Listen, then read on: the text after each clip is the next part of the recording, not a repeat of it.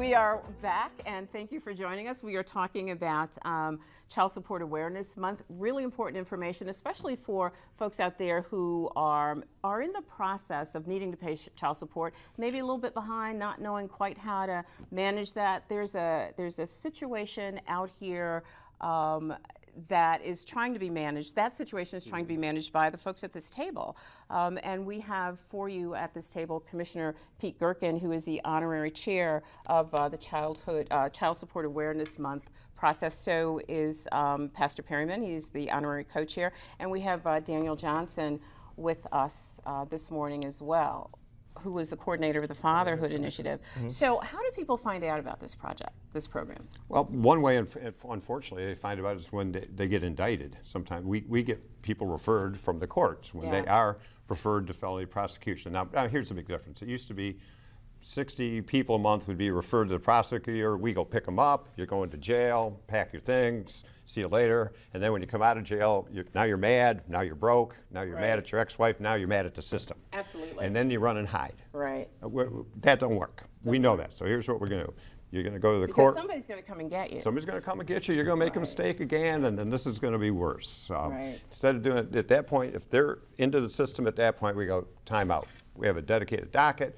We have referrals to these programs. We know you're behind your child support, young man. You want to do something about it? You want to work with us?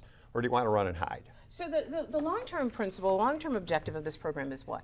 It's more than just to get the dads to pay their child support. Oh, it's way more than that. It's to reconnect them back with the family. And that's where Pastor Perriman and the faith-based community comes in.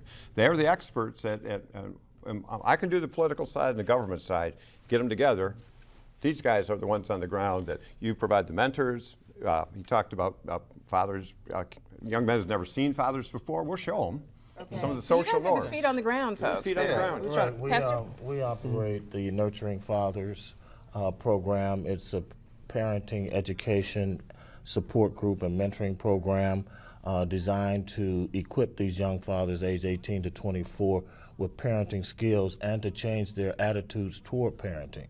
And so we have found that once they go through this program, that they are more likely to pay child support and also get a job and spend more time in the lives of their children. And many of those fathers didn't know what quality time was.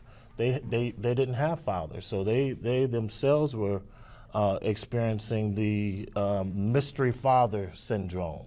In other words, they didn't know what a father was. Right. They didn't, and then once they got educated as to the benefits of spending quality time with their children, they changed their attitude. And once they found out what the impact was from not spending their time, they really wanted to get involved. And that's one aspect that we do at Fatherhood is that we combine the two with the Center of Hope, but also with our problems. We're trying to make them build up the career ladders, long-term effects, of benefits for those guys. Not just trying to get a job, not just trying to pay your child support just for now. We want to have a long-term future effect. What do you want to do with your life after this? With your child, with your significant other. So that's what we're trying to build right now with the men in our program. So it's a great team collaboration between the Child Support Center of Hope and Commissioner Pete Gerken here. But the guys really have to buy into it. And what we do when we sit down, we have to build up a trust factor. So when we get past that trust factor, these guys come to us and talk to us about a lot of personal issues. They open up to us about what's going on in their lives, and we can see them. They're really good dads, but they want to be better dads and know how to because they never had that example. So that's when we kind of bring all the guys in together with the Center of Hope and to teach them the nurturing father part, but also the long-term effects. What do you want to do with your life? What do you say to folks who are waiting to be a part of this program? Who aren't paying their child support now. Well, we hope because we get some of the message out that they can contact Child Support Enforcement Agency if they are paying child support. Obviously, we're trying to do the political and public outreach, but believe me, there's plenty, unfortunately, of court cases lined up that this can be a diversion, an alternative to that. But they don't have to wait, do they, Pete, to get into the court system? I guess that was my awkward question earlier. They don't have to wait. We don't want them to wait. That is a starting point many times. We'd love to get ahead of the game on that. The difficulty is that somehow everybody thinks when you're born and become a father and you're a man, you automatically know how to parent. We don't. Yeah, there are no books out there. There's no books out on there, and we assume hey, you had a kid, you're going to be a dad, and you're going to be a parent. It doesn't work that way. Well, there are lots of books. There are no real good manuals that prepare you for being a dad or a mom for that. So I think when our boots on the ground partners like Center of Hope, Pastor Perriman, his Pastoral Alliance that has a lot of presence in the community, they've been great help of get to your churches. That is one way that we can't communicate. Even though young men may not be paying their child support, there's still a connection to their moms. Always, we've always found that. Their moms are in church. Right. So the churches have been a great way, and public outreach is a way to do it. We don't want to get them out of the court dockets. Right. We want to get them ahead of time. Get them ahead but of we time. can if we have. Yeah, I want to tell you guys a few things that maybe you don't know about child support. We're going to put some information on the screen for you. 15% of all those paying child support are women. There are no national guidelines for the determination of what is fair child support. So it varies from state to state. It depends on where you live, but there's not, whatever you are assessed in Indiana may be very different than what you are assessed in Ohio.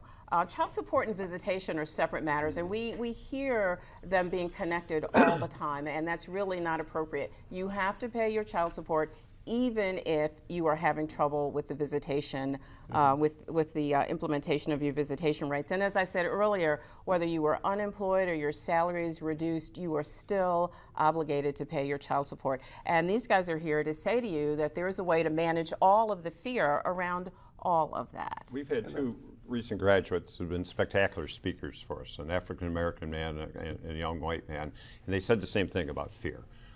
You know how we got in trouble with this? We were afraid of the system. Once we got behind, we were afraid to go around anything that was downtown, that had a jail bar on it, that had some bureaucracy to it. We were afraid, so we ran from it. Once they got into this program, they're the best spokesmen you'll see out there. Don't be afraid. Be a man, be your father. We'll work with you through this. Again, the old model was, if we caught you, we put you in jail, and it gets worse. It gets worse on everybody. It does. Everybody. And you're still assessed the child support while you're in jail, so you haven't really avoided Makes no anything. sense. So we had a clarity moment and woke up and said, look, there's a better way to do this. And you know what's really important about this? I think there's a lot of talk on this show. In all the years we've been here, we have continued to talk about the impact of fathers and missing fathers on the development of the African American and Hispanic communities. This is such a strong initiative in terms of changing that. That situation. I don't think communities develop well without a strong male presence, whether it's a white community or Hispanic community. You guys, men can be a significant nuisance, love you all, but you are very, very necessary in the development of a community. So, I know, they won't even laugh this morning. The thing of it is that Thank you. I'm going to invite you back. With our program, basically, too, a lot of people don't realize that once you get into our program, there's a lot of benefits to the program. If you finish like your Nurturing Fathers classes, the state can maybe take some arrearages off of your, so maybe 25% off there. Okay. Also, if you get a job with us, when we find a job for you, you can get some more arrearages taken off. Really? Also, because the first thing when you get let's say that again. So there are ways to get the arrearages taken off? down. If you follow the protocol, what we ask you to do in our program, and we report that to you, and if you're doing everything you want, we say in the program, we get some 25% taken off. So is that a deduction from the child support that's owed to the mom? To the state. To the state. To the state. And also, if you have a great relationship with the mother, you maybe can also get her arrearages reduced as well. So it's a lot of things that the guys don't know. It's the information. mom would have to agree with that. Exactly. Yes. Yeah. And that's one of the things. When we bring the guys in, we also bring the mothers in. I was going to ask you about So we that, always include the mothers when we bring them and sit the guys down. When we first talk to them about the program, they have a choice. But also our prosecuting attorney on the dedicated docket, Kim Navarette, she sits there and talks in a separate room with the mothers who shows up and tell them about the same thing about our program and what we do. Because this has to be a whole lot less effective if the mom's not involved in some way. Yes.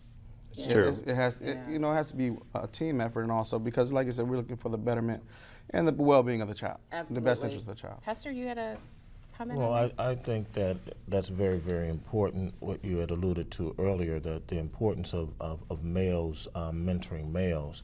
And in our case, we're using pastors to mentor, but what's key is the relatedness and the mutuality, and the respect between both groups. A shared experience, so to speak, even though they are our pastors. And so someone talked about building trust earlier, but I think the important key for us is that we respect those fathers, because as teachers, we're also learners.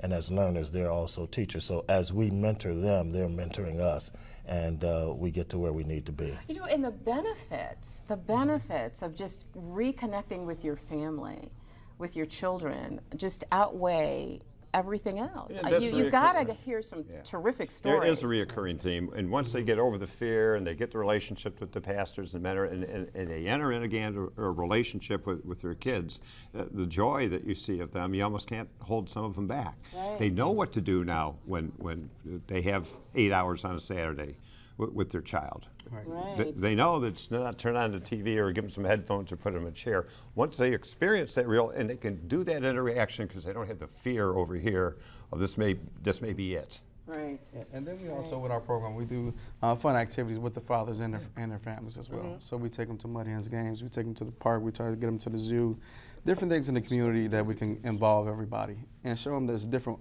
outlets and different ways to spend time with your child, and don't have to really spend a lot of money. So we do a lot of things that we do. On our part, we do a lot of mentoring as well, because we're the first guys. We're the first guys on the ground to see them and talk to them. So we have to build up that relationship. So once we build up that relationship, and like I say, going back to, and it evolves from us to the pastors at the Center of Hope, and then when Deb and the other CSEA, when they see the results and in the courtroom. You're talking about Deb Ortiz. Deb Ortiz. And, Right. and we talk to the guys.